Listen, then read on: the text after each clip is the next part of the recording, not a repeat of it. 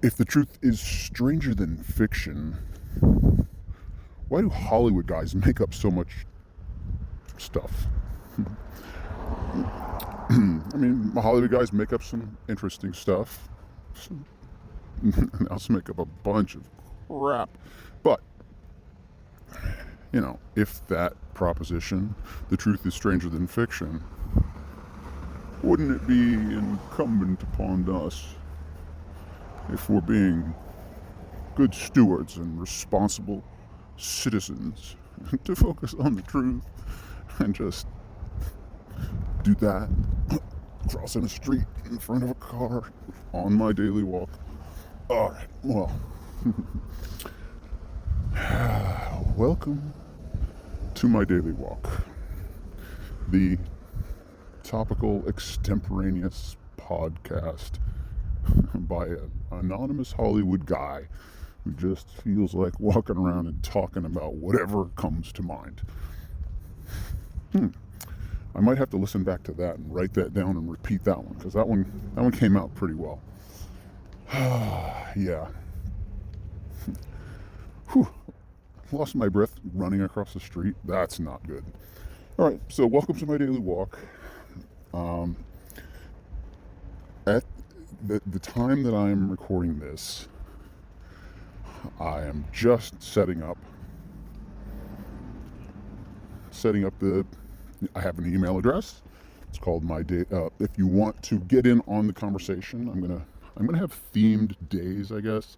I don't know how often I'll read emails. If anybody cares to email me, that may just be wishful thinking, at this point, this early this is what, day 8 in total?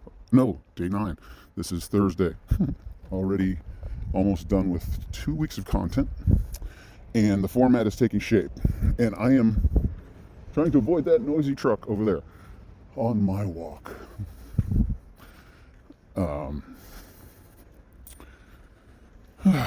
That totally got me distracted. Yeah, so the structure of the show is still taking shape, and if you happen to be listening to this, you're early in on it. My thoughts are that I think I'm going to have themed days. I think today, actually, Thursday, will be the beginning of the theme, like themed Thursday. Oh, that just kind of happened, rolled off the tongue. Wow, if I go that way, there's a chainsaw, I don't know, look, I'm trapped in a neighborhood. I can't go this way or that way because there's noise. All right, I'll go back up that way. Sorry. And so you'll get accustomed to this. This is unedited. Should throw that in. Oh, did I forget to say the email address? I did.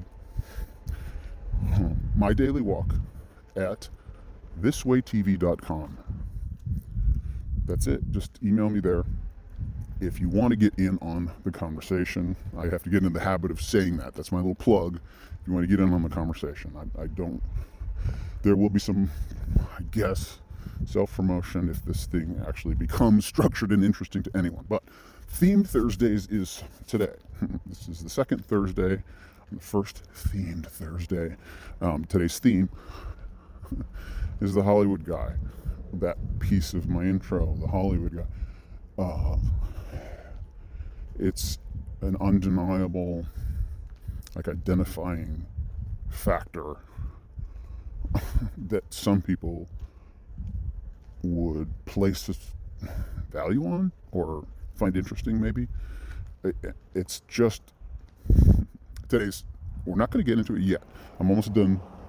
I almost launched right into the topic today, but I do a tease up front that should keep you listening for a little while, and if so, then, well, I've done my job, I guess, if this is supposed to be part of my job. So, Theme Thursdays, I think I'm coming up with other themes for other days, or other regular segments. Maybe not every Friday we do this, but some Fridays we have something a little different, and it'll be a recurring thing, or, it'll develop as we go. So, let me check and see what our time marker is, okay, we're 5 minutes in. Okay, so we are 20%, no, less than 20%. Gotta do the math here. We're approaching 20% through the show. And I like this idea of doing the theme, especially this particular theme, because it lets me just tell stories. The Hollywood Guy theme Thursday, maybe we'll switch to another theme once I exhaust the Hollywood stories, which I don't know if they'll ever exhaust. I don't know if themed Thursdays will ever mean anything. It'll just always be a Hollywood Guy Thursday. Theme Thursday sounds better. Anyway.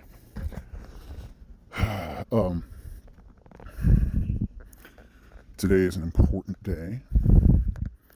You don't know what day this is. I don't know what day you're listening to this. Who knows? But that's interesting. This is a day in my life. It is Thursday, so that's the only thing was really identifying about it. Monday through Friday. But this particular Thursday today is somebody important to me is being honored, or it's a special day for that person. And I want to be more of a gift giver. I'd like, there are some constraints to gift giving. You just give, or do you think it through? How important? And so this is one of those. Everybody has to throw 20 bucks at it, throw 50 bucks at it, throw however many bucks. And then there are those that are, this person's very important to me. I can't just. So I don't know, I got this person something and just repped it, and it is a she'll get it. Anyway. Now, that was a little taste of my personal life. I'll go on tangents like that. I'll talk about myself a little bit and accidentally disclose things sometimes. But as a Hollywood, it all ties into the theme. As a Hollywood guy, there are things that I can't tell you at all right now. There are things that I probably won't ever tell you.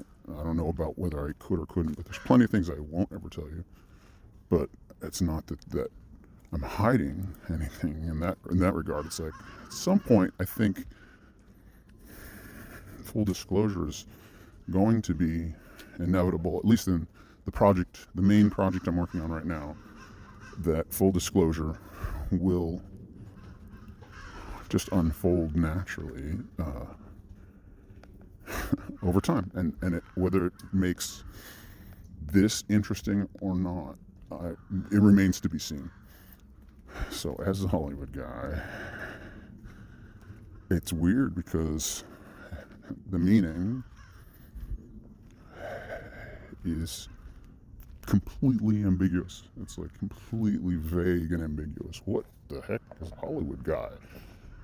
So he's a PA, a Hollywood guy. Some of you know what a PA is.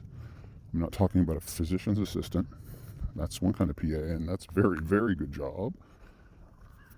But in the Hollywood vernacular, there's PA, production assistant. Even that, if you're uninformed, sounds cool. Whoa, I'd love to have the title of production assistant. No, you wouldn't. I mean, to start, yeah, you'd be thrilled to. But you don't want to stay there, because that is at the bottom. That's literally the rock bottom. Well, I shouldn't say that. All right, so here's a little personal disclosure. I started arguably below PA. Actually, yeah. I had my first quote-unquote entertainment-related, or my first quote-unquote Hollywood job, right? An entertainment industry-related task, or, I wasn't a full-time employee. I was extremely part-time. I was about as part-time. I was about as, noisy truck. Hey. I was about as part-time as you can be. It's something called a screening rep. Right? Screening rep is, I'm sure there are certain ancillary little tasks like that that might qualify as a Hollywood job or be under that category of working in the entertainment industry. So, screening rep, I didn't live in Hollywood. I lived in a region, kind of a metropolitan region where they wanted to do, all the theaters do test marketing in different places before the film comes out. They do it sometimes months in advance, sometimes just a few days in advance. They're trying to get a gauge on what people are going to say about it and if that will, they're trying to figure out the numbers, right? So screening rep is just helpful to the business department trying to crunch numbers. What are we going to expect? We spent this much on it. How much more are we going to spend if it's going to make us that much or this much? Or anyway, that is like, I don't know, I guess that part of the industry is interesting to some people. But I was a screening rep. They would send me, they would just email me and say, go to such and such a theater and this is the movie, and take their tickets. And if there's overflow, is the worst part. If there is overflow, take their ticket, turn them away, make them write their address on the ticket, and mail this to us, and we'll mail them tickets to another screening. That's the part where I drop the ball. It's like, work? I actually have to work? I just want to go see this movie and, I don't know, have people look at me and think I'm in charge or something. I don't know. That wasn't the motivation. I was like, oh, I get to see free movies, and it's an entertainment-related job. I might, maybe it'll lead to something else. It didn't. That was a long time ago. Well, no, that isn't what led to working in the industry as I do now, but that was technically my first industry job, but my first all day, every day job, working full-time in the business of entertaining people, was even below production assistant. Now let's get back to that. What is a production assistant, a PA? Anything and everything. I have a secret though. For those of you listening to this who might be production assistants or might be interested, or a production assistant, even though it may be ridiculed by some, is really good training for producer. All right, so anybody who you might want to take me to task on that, but I'll make my case. I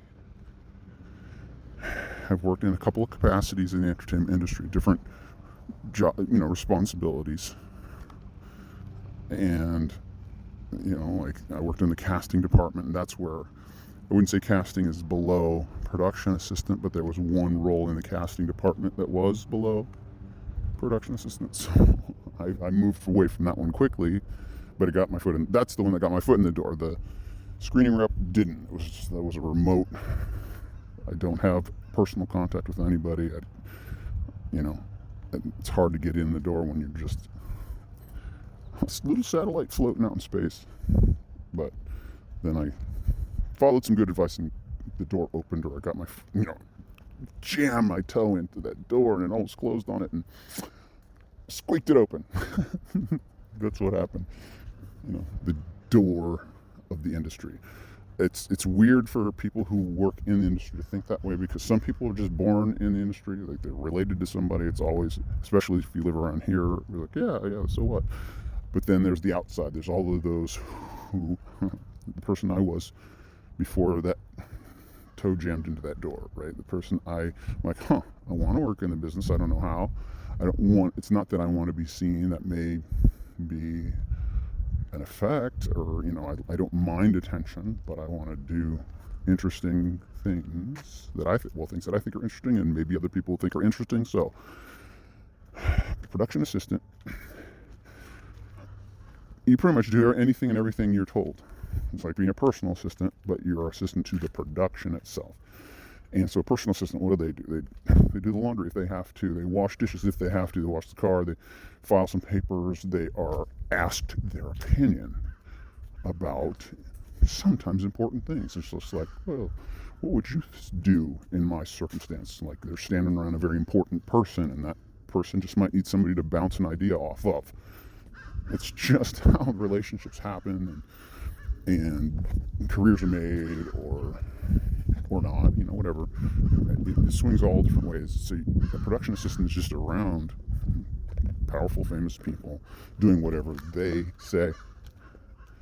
And there's different types. There's a post-production assistant. We need a guy in the building where all the editing machines are, and he gets coffee for the editor or the producer who's coming in to screen, cuts, etc. So production assistant. Well, producer is almost the exact same thing, but a guy who's listened to.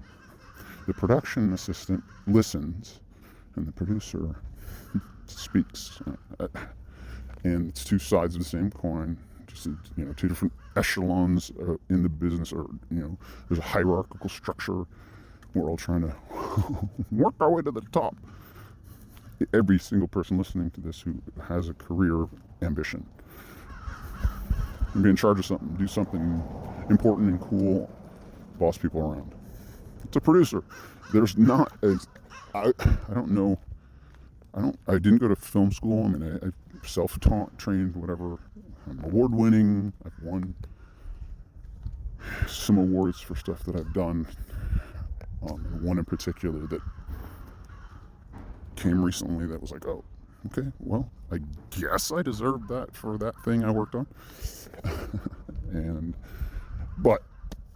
So I don't know in film school if there's producing 101.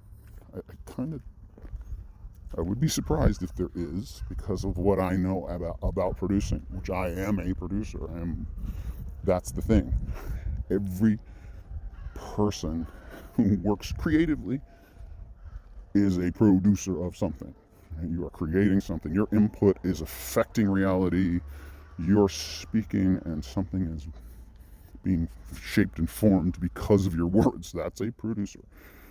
So it's so kind of universal and ambiguous. Then people think, oh, a producer, they're the ones with the money.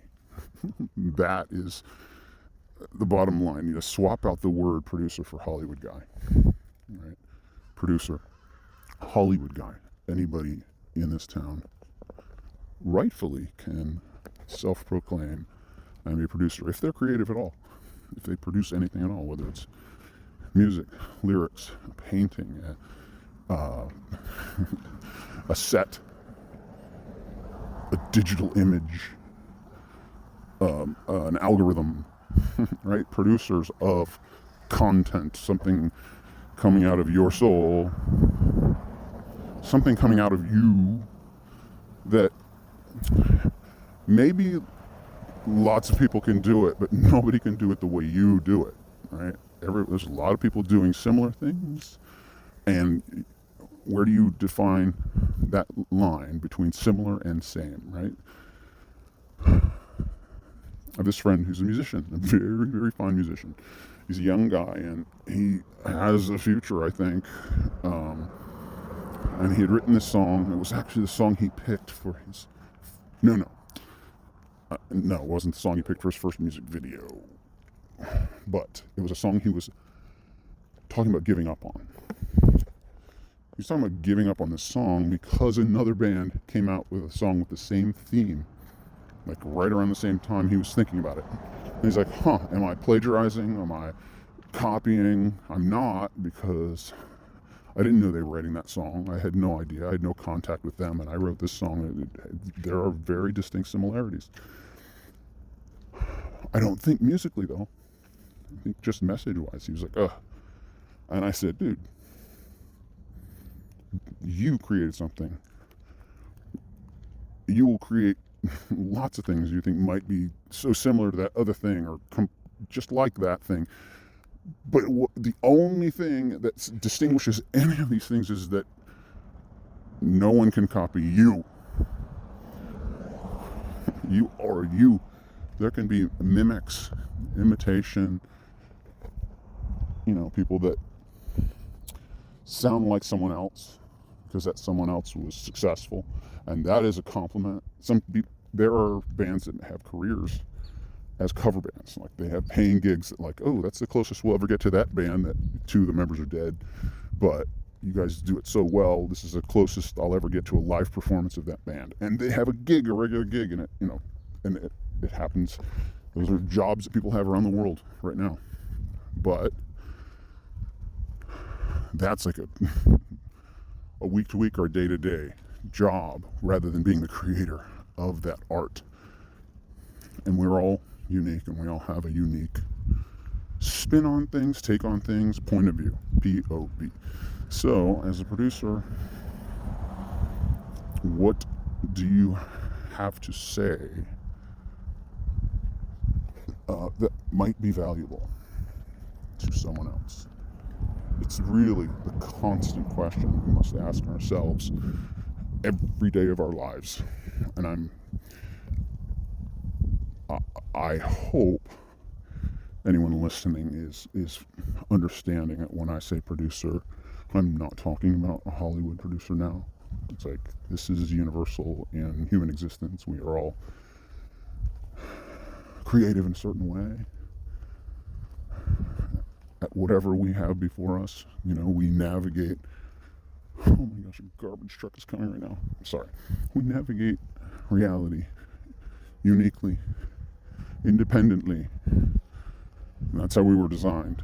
And our point of view is important. Every single one of us. That's the bottom line of what I'm glad this extemporaneous exposition right now went in this direction, because the bottom line of why I'm even doing this podcast at all is to communicate that every person's voice matters.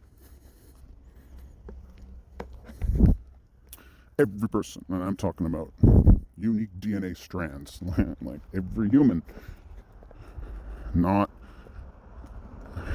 just those who agree with this thing or those who agree with that thing. So each of us should be considered as a producer, and each of us should be considered as a valued producer, a valuable producer. Like, what we have to say, our point of view, should be listened to. And that's a primary theme I want to cover on the podcast, my daily walk, one of the things I meditate on as I walk and talk. But there are others, like being wrong. It's another topic we're going to cover soon. Being wrong. Like, we may have a valuable point of view, but we also may be wrong about any number of things that makes our point of view in need of a little work, I guess, in need of a little clarification, or it's trash day in this part of the neighborhood, so I'm going to turn around and walk back to the quieter. Okay, gosh, I hope I don't lose my train of thought on what we're talking about, or what I was talking about. Oh, well, that's a good place then to leave off on that train of thought. If anybody, I know my mother is listening, and anybody else who wants me to pick up right at that last thought, rewind it, figure out where I started talking about garbage trucks in the neighborhood. And I'm going to just change the topic right here, but I will bring that back. I'll come back, because this is Thematic Thursday, Hollywood Guy Thursday. We'll just talk about Hollywood stories. I'm glad some of them are just coming out and I don't have to think about them too much. But I did want to talk about how I first got in, and I talk a little bit more about it. So I have had arguably 3 other careers. They're all career type work that I did. Maybe more than that. Let me just rattle some of them off. I worked construction, a number of different types, like carpentry and masonry, some tile work, concrete work, just, hard labor kind of work. And I worked my way up. I was a labor foreman. I was being trained to lay brick. I loved laying brick. It was fun. So I could have turned that into a job that would destroy my body and feed whatever family I might want to have because I was young.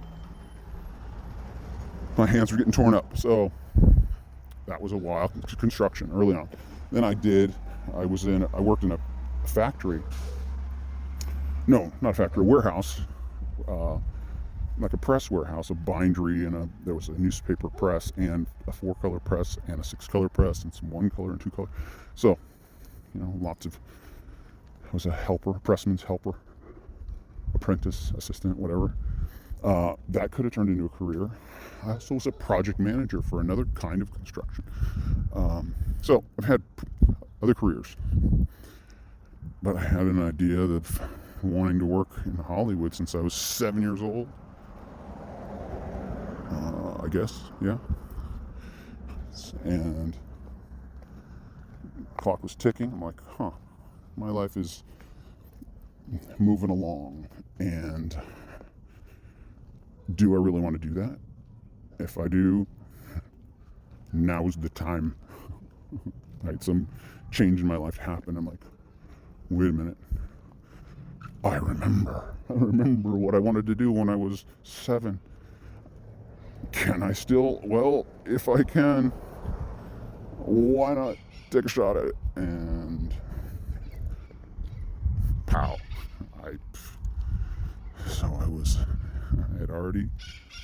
This is the funny part, I had gotten married and I had a child. And we were about to go in a different direction. And it was just like, oh, okay. I'm glad I'm going to disclose this one little line. My wife said, there was a day, she said very clear to me, and I've never forgotten these words.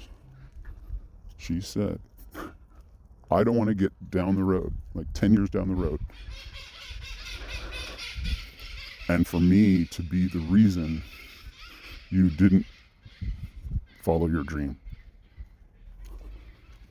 It's like practically verbatim what she said. I won't say how long ago, but hearing those words was like, it's almost like I heard them so deep in my soul that I just didn't realize how impactful that moment was for the direction of my existence as a human on this planet. Yeah. That moment. Oof, that leads to so many stories. So, I remember it like it was yesterday, because that same day I met a guy that gave me some advice that I followed. And boom. So what she said triggered this other thing, which triggered so many more things that now it's time to record them every day and see if they are as interesting to others as they are to me. And the only way to really communicate it is to just talk about it extemporaneously to whoever cares to listen. I've been waiting for an episode to start sending to people. I think this is it. I'm actually certain this is it. Now that the machinery is up and running and I can start responding to emails at MyDailyWalk at thiswaytv.com. MyDailyWalk at thiswaytv.com is the only way. I will read your emails. I will read them on the podcast. I'll read all of them. Maybe I'll designate a day to read through them. I won't be able to answer all of them if it grows. I'll start answering as many as possible. I'll read them. And then maybe people can email you back and say, hey, you got to answer that guy. And maybe that'll be a discussion that we'll see. We'll see how this works.